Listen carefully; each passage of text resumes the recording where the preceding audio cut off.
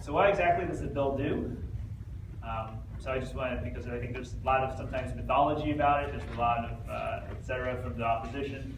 So as I said, the bill essentially eliminates the non-medical exemptions. And actually in law, we only have one exemption, it's a personal belief exemption. We don't really have, there was never a religious belief exemption in the law. When the governor wrote a signing message for 2009, sort of through executive fiat, he kind of worked in religious exemption, but it's not actually in the statute. So when we eliminated the personal belief exemption, it essentially also eliminated the executive order that was based on the personal belief exemption. So that's how we essentially did that. What it does say, and actually what existing law says, is that you can get a medical exemption, and that medical exemption is based on, basically any licensed physician can get a medical exemption. And that physician just has to indicate which vaccines for how long that exemption lasts. That's all they have to do. I know that there may be some physicians, I won't name who, I think I named one who was very said to do it, who may try to write exemptions without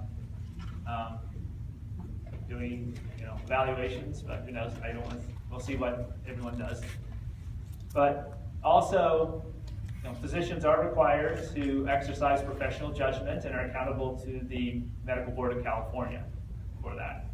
So, but essentially, there's no restrictions on medical exemption.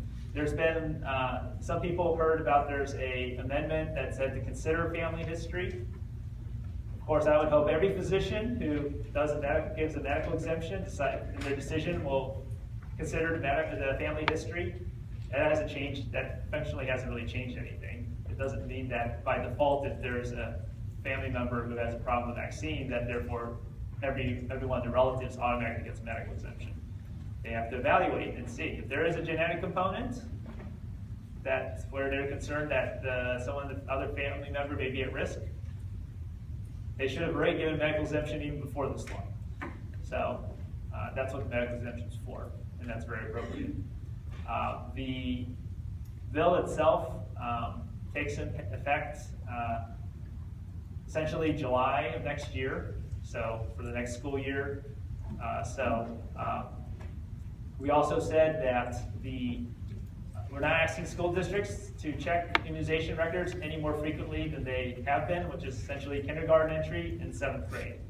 So those are the 2 points where by law you're supposed to check immunizations. We're telling school districts that you're not required to check in between. And again, frankly, that was also to reduce the cost, to also not increase costs on school districts. All right. And I think, again, over time, there's been a lot of things said about, quote, we're grandfathering PBEs. Actually, that's not true. What it says is that we're checking at kindergarten and 7th grade. So if a child who enters kindergarten next year, there's no PBE. A child who enters this year has a PBE, and then when they hit 7th grade, even though they have PBE, that PBE doesn't count in 7th grade. Now, if you have a child who is in 8th grade, you're not going to check again, so yes, they'll probably go through. Of course, if they decide to go to the University of California, they better get immunized because the University of California is going to require immunizations for entry, as well as many other colleges. So, but that's not what this bill deals with.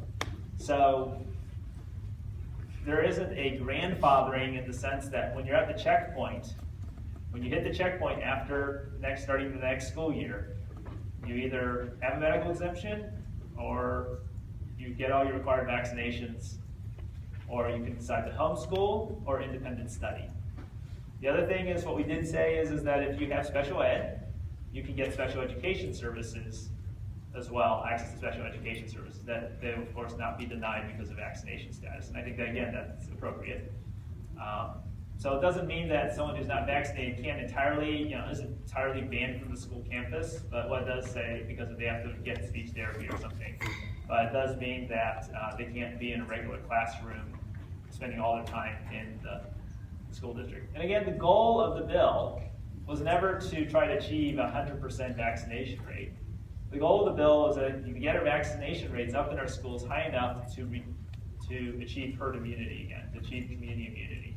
Because that's really what we're talking about. We want to be sure that we have that level of immunity, vaccination immunity in the community that protects other people. This is really about, again, general public safety. Preventing a disease that when it shows up in the community, have it spread throughout the community. We're trying to keep it contained. And so that's really the goal of the bill. So there's going to be people who remain unimmunized, and they're going to think that these things aren't dangerous because everyone else is doing their part. And you know what? It's probably not worth the trouble of trying to convince them otherwise. But we just need to get our immune rates high enough so that all of us can be as safe as possible. And that's really what this bill is about. So with that, I want to be sure we have time for questions. Keep track of the clock, but I'm sure you have some questions. And again, thank you so much for having me here. I really appreciate the opportunity.